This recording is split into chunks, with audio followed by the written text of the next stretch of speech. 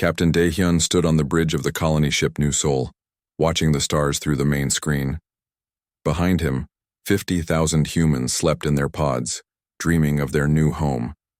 15,000 of them were children who had never seen a planet's sky. Dr. Yoonji walked up beside him with a cup of coffee. "We should reach the new world in 3 days," she said. "The kids are excited. Little Minho asked me yesterday if aliens would be there to welcome them." Daehyun smiled. "What did you tell him?" "I said the galaxy is full of friends we haven't met yet." The captain nodded. Humans had been part of the Galactic Federation for 50 years now. They were still called a minor species by the older alien races, but things were getting better. At least that's what everyone hoped. Admiral Taemin's voice came through the communication system from Earth. "New Seoul, this is Fleet Command. How is everything out there?" "All good, Admiral," Daehyun replied. "The families are resting well. Engineer So Young says all systems are running perfectly." "Good to hear. Safe travels, Captain." But safety was about to end. 3 hours later, alarm bells rang throughout the ship. So Young ran onto the bridge, her face pale. "Captain, we have contacts, big ones. They're not responding to our messages." Daehyun looked at the screen. 12 massive ships surrounded them. The ships were dark and covered in spikes, like giant insects made of metal. He knew what they were, Vraxi Empire vessels. "This is Captain Daehyun of the human colony ship New Seoul," he broadcast. "We are civilians traveling to our new home. We have women and children aboard. Please respond." Answer came as weapons fire. The first blast shook the entire ship. Dr. Yoonji grabbed the captain's arm. "Daehyun, we have to surrender. We can't fight them." "Open all channels," the captain ordered. "This is the New Seoul. We surrender. We have 15,000 children on this ship. Please, we surrender." The Vraxi ship stopped firing. For a moment, everyone on the bridge hoped the nightmare was over. Then a cold voice spoke through the communication system. The alien words were translated by the computer into human language. "Humans are vermin. Your children are future vermin. We will show the galaxy what happens to vermin." So Young looked at her instruments. "Captain, they're targeting the civilian sections, the schools, the family areas." "Broadcast emergency message to all ships," Daehyun ordered. "Tell them we are civilians. Tell them about the children." But the Vraxi did not care. The attack lasted 6 hours. The aliens took their time. They destroyed the ship section by section, making sure everyone suffered. When people tried to escape in small boats, the Vraxi shot them down. When Captain Daehyun begged them to at least save the children, they laughed. Dr. Yoonji died trying to protect the medical bay where sick children were getting treatment. So Young died at her post, trying to keep the life support systems running for as long as possible. Captain Daehyun died sending out a message to every human ship in space. "They killed our children. They killed them all." The Vraxi recorded everything. They sent the video to every world in the galaxy. The message was simple. This is what happens when humans think they can expand into Vraxi space. On Earth, Admiral Taemin watched the recording in his office. He saw the children crying. He saw the families holding each other as death came for them. He saw Captain Daehyun's last message. His face covered in blood, but his voice still strong. The recording played on every news channel across human space. In homes and schools and workplaces, humans watched their people die. They watched children, who had been excited to see their new world murdered by aliens who called them vermin. The Galactic Council met 3 days later. The alien leaders talked for hours about the situation. They used big words and made speeches about how sad they were, but when it came time to punish the Vraxi, they did nothing. "We send our thoughts and prayers to the human people," said the council leader, an old bird-like alien. "We also give the Vraxi Empire an official warning. They should not have attacked civilians." That was all. A warning. No punishment. No justice. No consequences. The Vraxi ambassador stood up in the council chamber. He was a tall insect creature, with 4 arms and eyes like black glass. "The humans needed to learn their place," he said. "We taught them. If they try to expand again, We will teach them again." Other alien species in the council said nothing. Some looked uncomfortable, but none of them spoke up for humanity. Back on Earth, Admiral Taman gathered the leaders of all human colonies. They met in a secret room deep underground. The walls were covered with maps of the galaxy and information about every alien species they had ever met. "Gentlemen and ladies," the Admiral said quietly, "for 50 years, we have tried to be good members of the galactic community. We followed their rules. We respected their laws. We thought if we were peaceful and helpful, they would accept us as equals." He pointed to a screen showing the destroyed New Sol. 50,000 humans are dead, 15,000 children murdered in cold blood. And what does the galaxy do? Nothing. They give our killers a warning and tell us to be good little humans. General Hyun-woo, the head of military intelligence, spoke up. "Sir, our people are angry. Very angry. They want to know what we're going to do about it." Admiral Taman looked around the room at the faces of human leaders. He saw the same thing in all of their eyes, a cold, hard anger that went deeper than rage. It was the look humans got when someone hurt their children. "The Vraxi think they taught us a lesson," he said. "They think we'll be scared and hide. They think we're weak because we prefer peace." He paused and looked directly into the camera that was recording the meeting for all human colonies. "They're about to learn they were wrong. They want to see what humans become when you hurt our children. They're about to find out." The Admiral stood up. Every human leader in the room stood with him. "Protocol Sparta is now active," he announced. "Send the message to all colonies, all ships, all stations. As of right now, we are no longer bound by Galactic Federation rules. We tried their way. Now we do this our way." The room was silent except for the sound of people typing orders on their computers. Across human space, messages went out in code. Military bases went dark. Ships changed course. Weapons that had been hidden for decades started powering up. The galaxy had no idea what was coming for them. Fleet Admiral Dong Min stood on the bridge of the human dreadnought Retribution's Hammer, watching the Vraxi fleet through the main screen.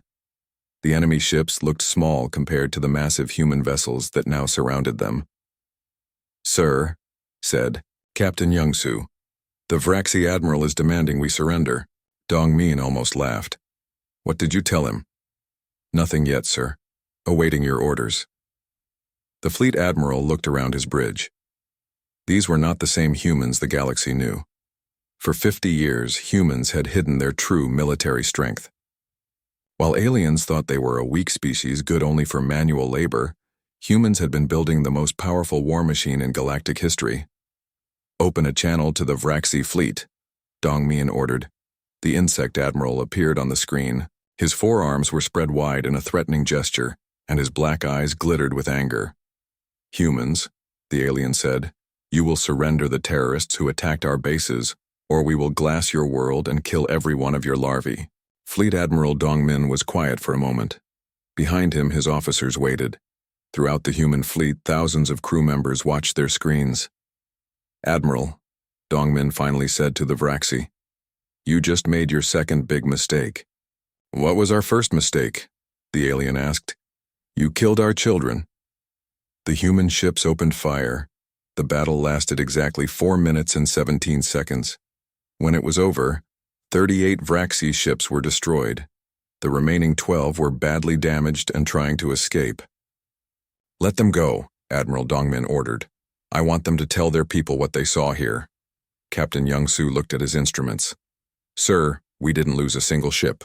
Minimal damage to our fleet." "Good. Phase 2 begins now." Across the galaxy, human ships that had been hiding for decades emerged from dark space. The Vraxi Empire had over 200 worlds, and suddenly every one of them had human warships in orbit. On the Vraxi military world Kresh Prime, General Jexka watched his orbital defense platforms explode one by one. The human ships attacking them were unlike anything he had seen before. They moved faster than Vraxi vessels, hit harder than Vraxi weapons, and their shields seemed to absorb his best shots without taking damage. "How many ships are attacking us?" he asked his aide. "Scanners show 50 human vessels, General, but that's impossible.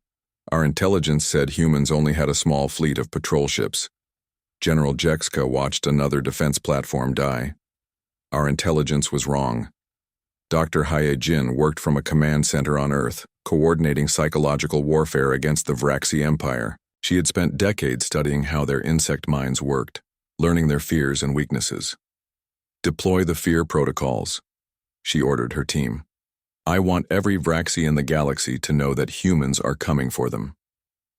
Across Vraxi space, every communication channel was suddenly filled with human messages, videos of the destroyed bases, showing Vraxi soldiers killed with perfect precision, audio recordings of human voices promising death to anyone who harmed human children, and always, images of the murdered families from the New Sol.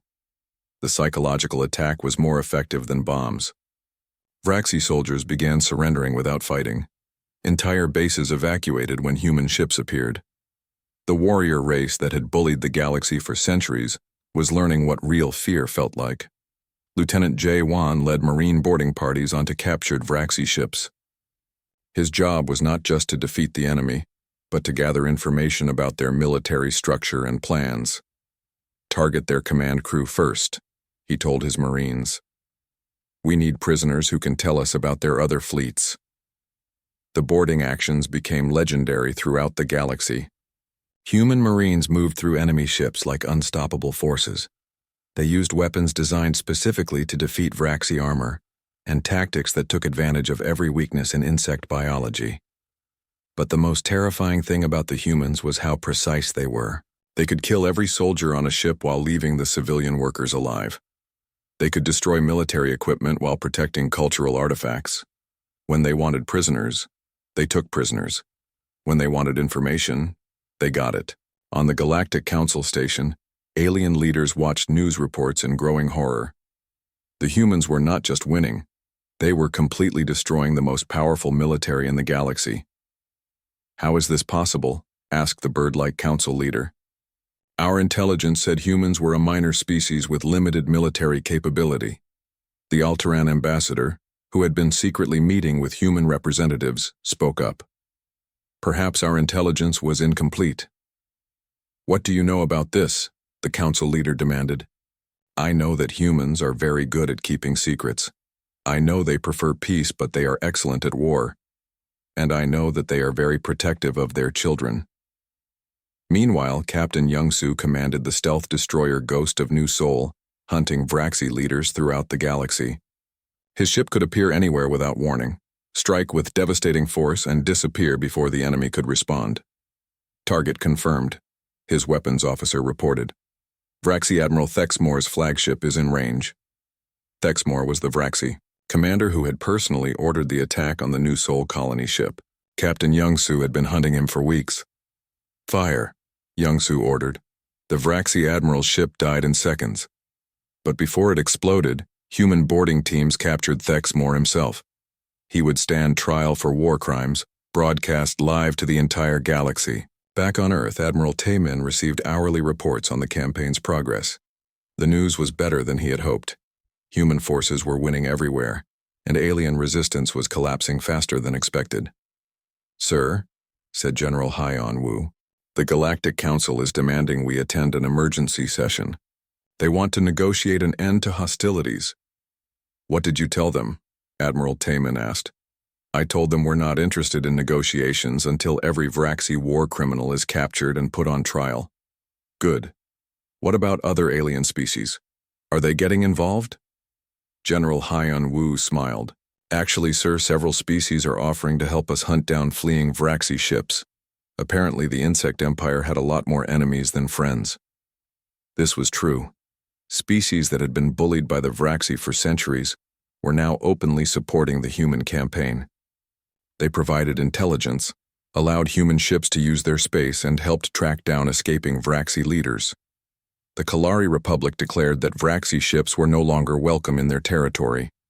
The Zephyrin Union offered to provide supply bases for human fleets. Even species that had been neutral were now helping humanity hunt down the aliens who had murdered children. The galaxy is learning something important, Admiral Taemin told his staff. When you protect the weak and punish those who hurt children, other people will help you. The Vraxi never understood this because they only knew how to rule through fear. Dr. He-jin's psychological warfare campaign was now showing its true effects. Vraxi military units were surrendering in groups. Their government was falling apart as leaders fled or were captured. The proud warrior race was discovering what happened when someone stronger decided they needed to be stopped. "Sir," reported Captain Young-Soo during a fleet briefing, "we've received a message from the Vraxi government. They're offering unconditional surrender." Admiral Taemin was quiet for a moment. Around him, human officers waited for orders. "What are their terms?" he asked. "No terms, sir. Complete surrender. They're asking for mercy." The admiral looked at a picture on his desk, a photo of the children who had died on the New Sol. 15,000 young faces looking back at him, trusting adults to keep them safe. "Tell them we'll consider their surrender," he said finally. "But first, they need to hand over every person who participated in attacking our civilians. Every commander. Every pilot, every soldier who fired on our colony ship. And if they refuse?" Admiral Taemin looked around the room at his officers. These were people who had lost friends and family on the New Sol.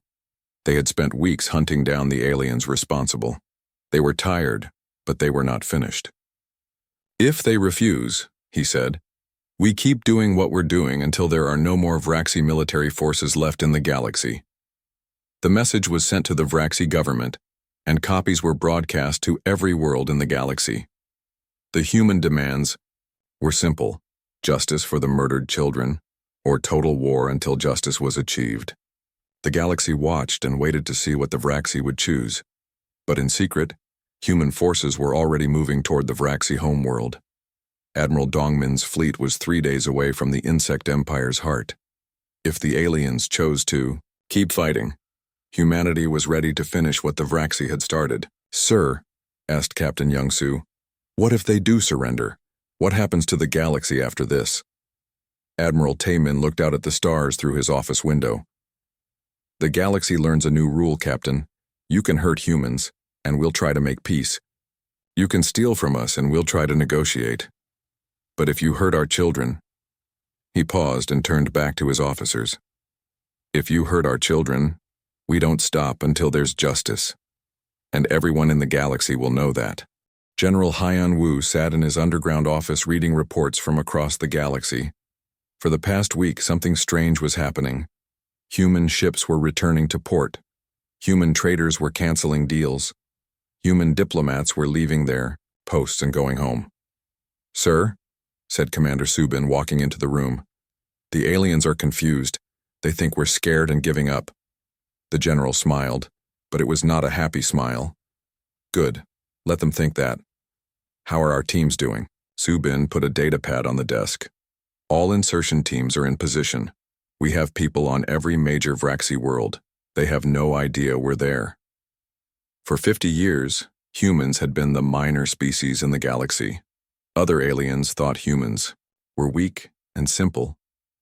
They never noticed that humans were always watching, always learning, always asking questions. While other species looked down on them, humans had been studying every alien race in the galaxy.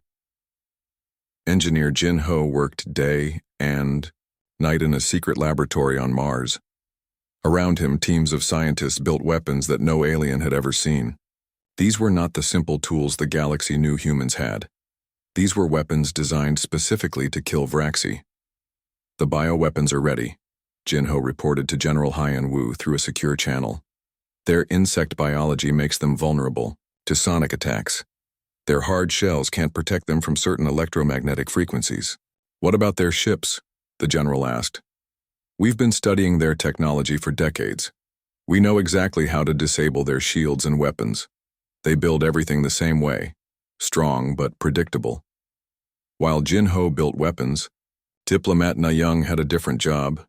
She traveled to alien worlds talking to species that were not friends of the Vraxi. Many aliens were afraid of the Insect Empire but too scared to fight them. "The Alterans are interested," she reported, from a distant world. "They hate the Vraxi, but never had the strength to resist them.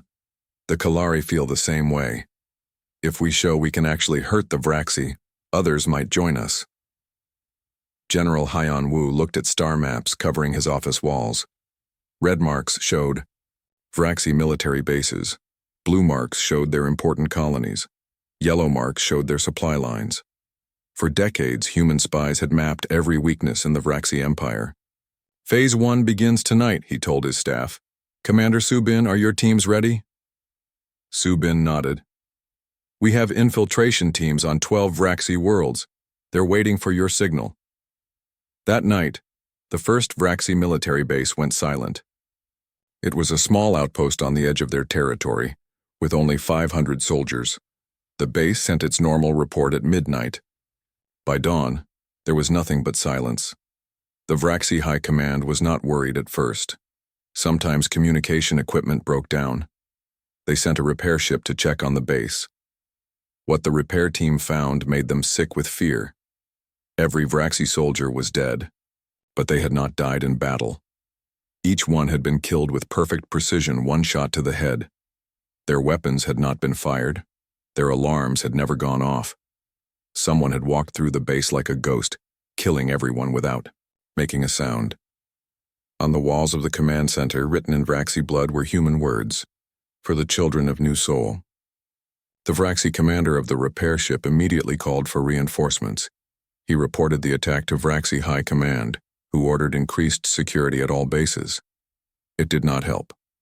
Over the next week, 6 more Vraxi military outposts went dark. Each time the pattern was the same. Perfect kills. No survivors. No witnesses. And always the same message written in blood. Commander Subin led the team that hit the largest base. 2,000 Vraxi soldiers, heavy weapons, shield generators. The aliens thought they were safe. Subin's team of 50 humans moved through the base like shadows. They had studied Vraxi sleep patterns, guard rotations, and security systems for years. They knew exactly when and where every soldier would be. The attack took 6 hours. When it was over, every Vraxi was dead, and the humans had not lost a single person. Target eliminated, Subin reported to General Haiyan Wu. No human casualties. Message delivered. Back on Earth, Admiral Taemin met with leaders from all human colonies. The room was different now. The walls showed new maps, not of human expansion, but of Vraxi military positions and how to destroy them. The aliens in the Galactic Council are getting worried, reported Admiral Taemin. The Altaran ambassador asked our people when we're coming back to the meetings. What did you tell them? Asked a colony leader. Nothing. We're done talking to the council. They had their chance to give us justice. They chose to protect our enemies instead. On the alien world Altara, Ambassador Nayung met secretly with alien leaders who were afraid of the Vraxi. Word was spreading through the galaxy about the mysterious attacks on Vraxi bases. Is it true? Asked the Altaran leader. Are humans really doing this? Nayung did not answer directly. The galaxy is learning that there are consequences for murdering children. Some lessons are taught with words. Others are taught with actions. The Altaran leader was quiet for a long moment. The Vraxi have been bullying smaller species for centuries. We always hoped someone would stand up to them, but we never thought it would be humans. Why not humans?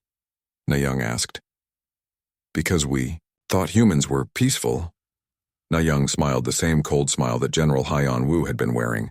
We are peaceful. We prefer peace. But we're very good at war when peace is not an option. Meanwhile, the Vraxi were getting desperate. They had lost 12 military bases and over 8,000 soldiers. They increased patrols and put their entire military on high alert. It still did not help. Engineer Jin Ho's special weapons were now being used in the field. Sonic bombs that made Vraxi soldiers collapse in agony. Electromagnetic pulse grenades that went right through their armor to scramble their nervous systems. Gas weapons that were harmless to humans but deadly to insect biology. But the most effective weapon was fear. Every Vraxi soldier now knew that humans could appear anywhere, anytime, without warning. They could not sleep safely in their own bases. They could not trust their own security systems. Death could come for them at any moment, and their weapons would not protect them. The Vraxi High Command finally realized they had made a mistake. They sent a message to the Galactic Council, demanding that humans be controlled. The humans are conducting terrorism against the Vraxi Empire, the insect ambassador declared. The Council must stop them immediately. The Council sent a formal message to Earth demanding that Admiral Taman come explain human actions. The Admiral's response was short: no. For the first time in Galactic Council history, a species had simply refused to participate in their justice system. The bird-like council leader was angry. If the humans will not come to us, we will go to them. We demand they stop these attacks immediately. But before the council could act, everything changed. A massive Vraxi battle fleet appeared in Earth's solar system. 50 warships, including their most powerful dreadnoughts.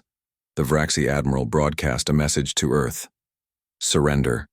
The terrorists who attacked our bases, or we will destroy your homeworld. Admiral Tae-min stood on the bridge of what the galaxy thought was just a space station orbiting Earth. He looked at the Vraxi fleet through his viewing screen and spoke to his communications officer. Send a message to all human colonies and ships, he said calmly. Tell them the enemy has come to our home. Tell them it's time to show the galaxy what we really are. Around Earth, what aliens had thought were space stations and civilian ships began to change. Weapon ports opened. Shield generators powered up. And from hidden bases throughout the solar system, massive human warships began to emerge. The Vraxi admiral looked at his scanners in confusion.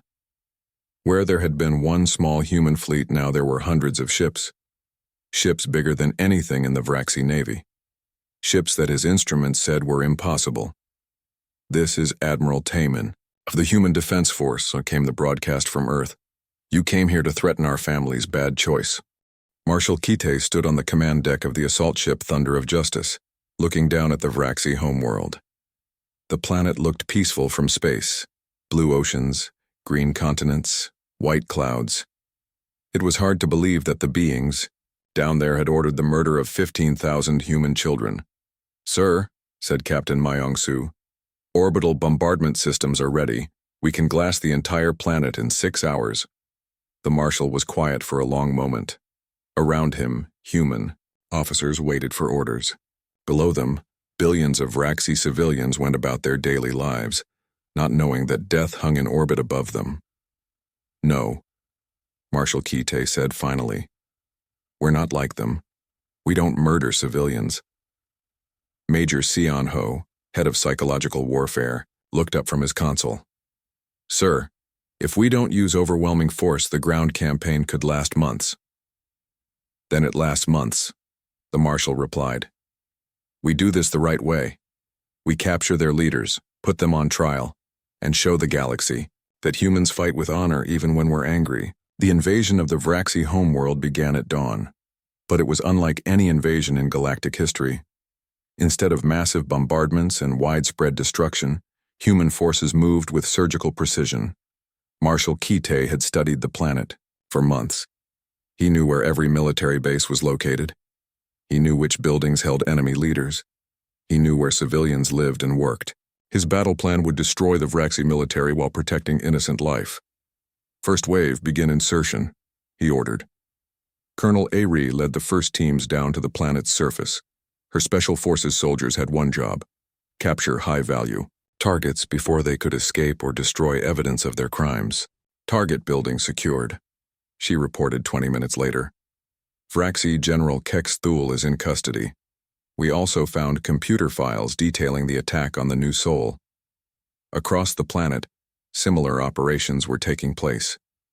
Human soldiers moved through Vraxi cities like ghosts, appearing suddenly to capture specific targets before vanishing again. The aliens' military leadership was being systematically removed without a single civilian being harmed. Captain Myong-Soo coordinated precision orbital strikes against military targets. His ships could destroy a single building without damaging the structure next door. When Vraxi forces tried to hide in civilian areas, human scanners could identify exactly which rooms held enemy soldiers. Target confirmed, his weapons officer reported. Vraxi command bunker, minimal civilian presence in surrounding area. Fire. The orbital strike lasted 3 seconds. When the smoke cleared, the command bunker was gone, but the nearby hospital and school were untouched. Major Sion Ho's psychological warfare reached its peak during the invasion. Every Vraxi communication channel broadcast the same message: Surrender now and face trial. Continue fighting and die like the children you murdered. But the most effective psychological weapon was the humans themselves. Vraxi soldiers discovered that human warriors moved faster, fought smarter, and seemed to anticipate every alien tactic. These were not the weak creatures the insect empire had bullied for years. These were apex predators who had been hiding their true nature. The Vraxi tried to make their last stand at the planetary capital. 10,000 of their best soldiers, hidden in underground bunkers, armed with their most powerful weapons. They thought the humans would have to level the entire city to reach them. Marshal Kaite had a different plan. Deploy the sleep gas, he ordered. Colonel Ari, take your teams in when they're unconscious. The gas was one of Engineer Jin Ho's special weapons. It was harmless to humans but caused Vraxi biology to shut down into a deep sleep. Within hours, every enemy soldier in the capital was unconscious and ready for capture. When the Vraxi High Command woke up, they were in human custody, sitting in a courtroom that had been broadcast to every world in the galaxy. The trial of the Vraxi leadership became the most watched event in galactic history. Species throughout the galaxy watched, as human prosecutors presented evidence of the New Sol massacre. They showed the communications where Vraxi leaders planned the attack. They played recordings of alien officers laughing about killing human children. Admiral Thex Moore, the Vraxi commander who had ordered the colony ship's destruction, sat in the defendant's chair with his forearms chained together. The human prosecutor, a woman named Advocate Jinne, asked him a simple question. Why did you target civilians? The alien's black eyes stared at her with hatred. Because humans are vermin, your larvae were future threats to Vraxi expansion. You killed 15,000 children because you were afraid they might grow up to oppose you? Yes. The courtroom was silent. Across the galaxy, billions of beings watched the confession. Even species that had been neutral in the conflict felt sick hearing the alien's words. No further questions, Advocate Jinne said. The trial continued for weeks. Every Vraxi officer who had participated in the massacre was brought before the Galactic Court. Each one was forced to confess their crimes on live broadcast. The evidence was overwhelming. Thousands of hours of recordings, communications, and testimony. But the most powerful evidence was the video from the New Sol itself. Captain Daehyun's last message, broadcast as his ship died around him. They killed our children. They killed them all.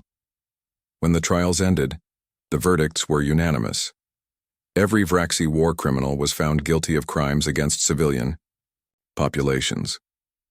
The punishment was exile to a prison world where they would spend the rest of their lives thinking about the children they had murdered. Colonel Ari personally transported Admiral Thex Moore to his prison. As she locked him in his cell, the alien looked at her with his insect eyes. You humans think you've won, he said, but the galaxy will fear you now.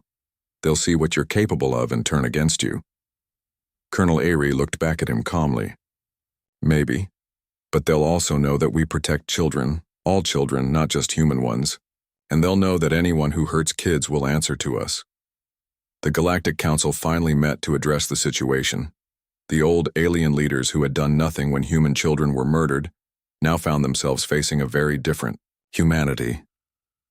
Ambassador Wu Jin walked into the council chamber wearing a simple human military uniform instead of the fancy diplomatic robes other species wore. Behind him came a small group of human representatives, all of them veterans of the war against the Vraxi. The council demands an explanation for human actions, declared the bird-like council leader. You have destroyed an entire empire without authorization. Ambassador Wu Jin looked around the chamber at the alien faces staring at him. Some looked afraid. Others looked angry. A few looked ashamed. We asked you for justice, he said simply. You gave us thoughts and prayers, so we got justice ourselves. The Vraxi have surrendered, said the reptilian representative from the Sauros Republic. The war is over. Surely humans can return to peaceful coexistence. The war is over when we say it's over, Ambassador Wu Jin replied. We're not finished yet. The council members looked at each other nervously. What do you mean? I mean we're hunting down every Vraxi who participated in murdering our people. We're going to every world where they might be hiding. We're searching every ship that might be carrying war criminals. And we're not stopping until we have them all. The Altaran ambassador, who had been secretly supporting humanity throughout the war, spoke up. What about the Vraxi civilians? What happens to their worlds and colonies? Ambassador Wu Jin's expression softened slightly. Vraxi civilians who had nothing to do with the massacre will be protected. We're not interested in ruling their worlds or controlling their people. We just want the criminals who killed our children. And after that? Asked the council leader. After that, the galaxy gets some new rules. Rule number 1. If you target civilian populations, especially children, you answer to humanity. Rule number 2. If you commit war crimes and your own government won't punish you, we will. Rule number 3. The weak and innocent are under human protection now, whether they're human or not. The council chamber erupted in angry voices. Aliens shouted about human arrogance and demands for the old order to be restored. But Ambassador Wu Jin just waited for them to calm down. When the chamber was quiet again, he spoke. For 50 years, you treated us like servants. You ignored us when we asked for help. You did nothing when our children were murdered. Now you're upset because we're strong enough to enforce justice ourselves? He looked around the room one more time. The age of humans asking permission is over. From now on, we'll be making our own decisions about right and wrong. You can join us in protecting the innocent, or you can get out of our way. But you will not stop us. Marshal Kate received Ambassador Wu Jin's report from his command ship orbiting the Vraxi homeworld. Around him, human fleets were already moving to their next targets, worlds where escaped Vraxi war criminals might be hiding. Sir, said Captain Myong Su, intelligence reports that 17 high-value targets escaped to the Nexus trading hub. Colonel Ares' teams are moving to intercept. Good, the Marshal replied. What about civilian evacuations on the targeted worlds? Complete, sir. All non-combatants have been moved to safety. President Insu stood at the window of his office on Earth, looking out at the busy spaceport below.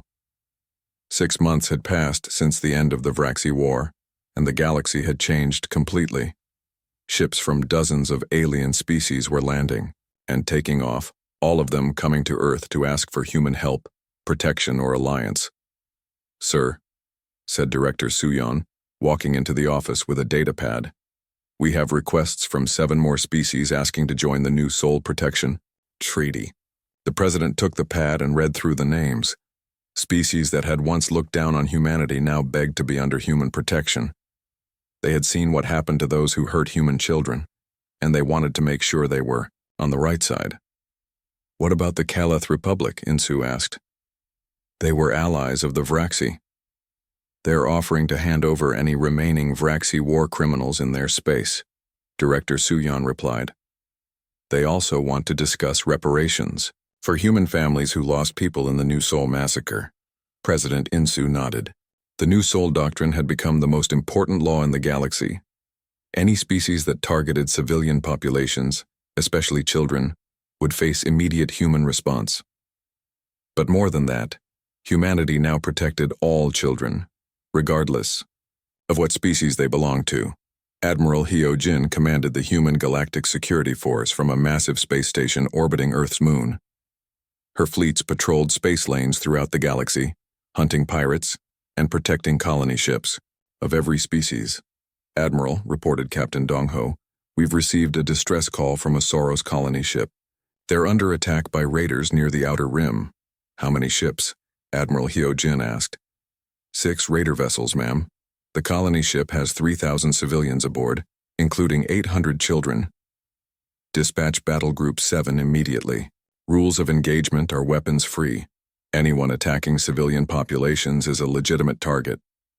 This was the new reality in the galaxy. Human ships appeared wherever innocent people were threatened. The raiders who had once preyed on weak colonies now faced the most powerful military force in galactic history. Ambassador Wu Jin worked from the reformed Galactic Council Station, which had been moved from its old location to a neutral world. The council itself was very different now. Instead of ancient alien species making decisions for everyone else, representatives from all species met as equals. The motion passes. Ambassador Wu Jin announced after a vote. The Galactic Protection Act is now law. Any attack on civilian populations by any species will result in immediate intervention by human security forces. The old bird-like council leader, who had been demoted from his position of power, raised a wing in protest. This gives humans too much authority.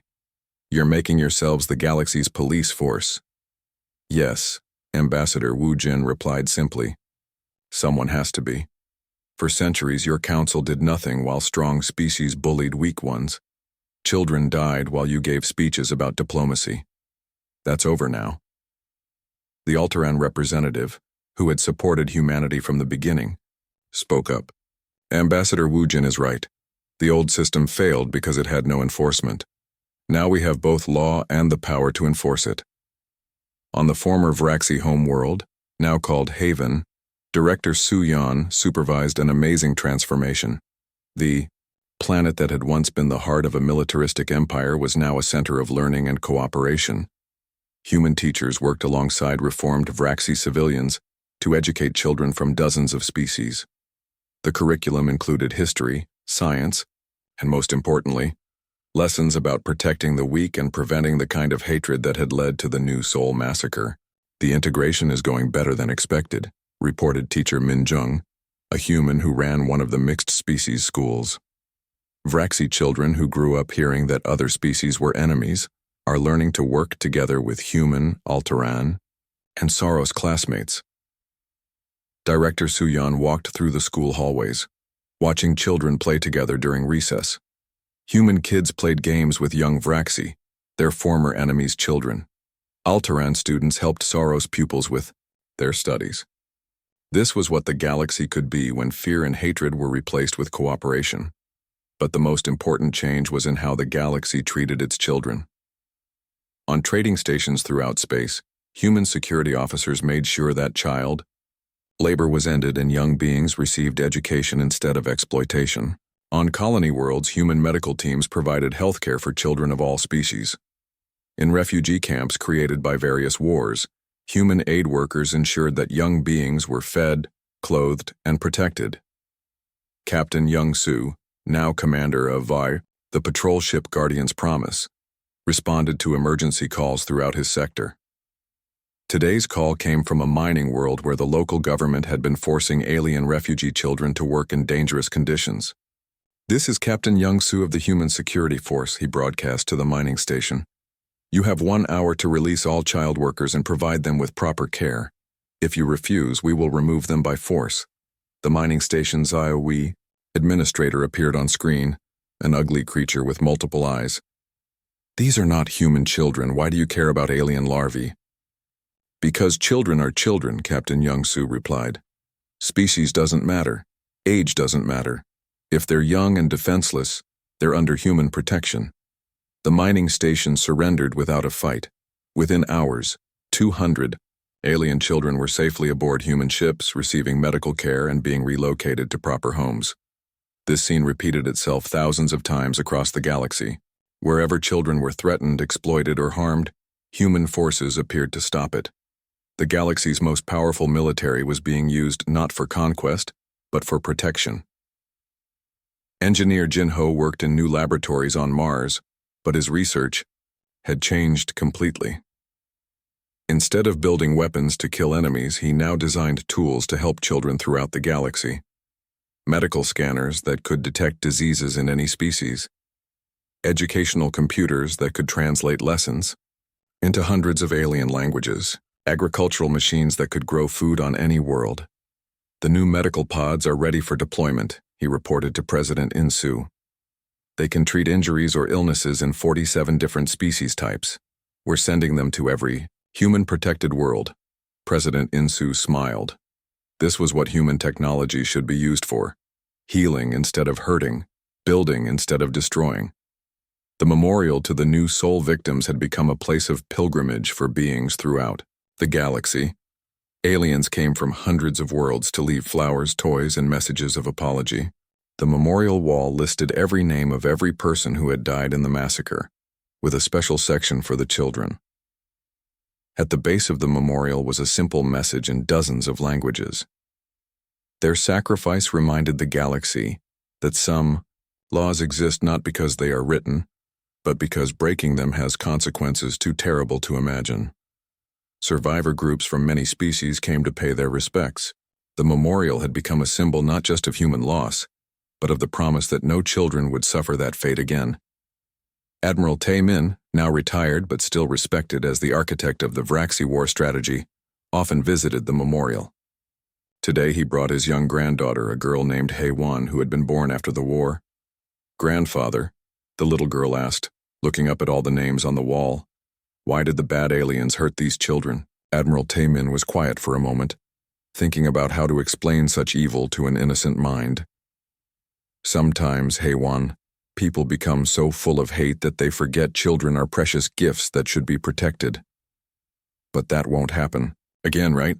Because you stopped the bad aliens?" The old admiral looked down at his granddaughter and smiled. Around them, children from many different worlds played together safely under human protection. "That's right, little one. We made sure it won't happen again." On the edge of galaxy, where new worlds were being explored and colonized, human ships led mixed fleets of many species. But these were not conquest fleets. They were exploration and settlement missions designed to find new homes for refugees and displaced populations. Captain Seon Woo commanded the colony ship New Harmony, carrying families from 6 different species to establish a joint settlement. In the ship's schools, human teachers worked with alien educators to prepare the children for life on their new world. "Captain," reported his communications officer, "we're receiving welcome messages from the advanced team on the planet. They say the first community center is ready, and they've built playgrounds designed for children of all our species." Captain Seon Woo nodded. This was the future the galaxy was building. Worlds where different species lived together in peace, where children could grow up without fear of war or prejudice. The Vraxi themselves had undergone the most dramatic change. The warrior culture that had produced the New Soul massacre was being replaced by a society focused on redemption and service. Young Vraxi volunteered for human-led humanitarian missions, trying to make up for the crimes of their elders. On Haven, former Vraxi soldier Kex Jun worked at a hospital treating injured children from refugee families. He had not participated in the massacre, but he felt responsible for his species' crimes.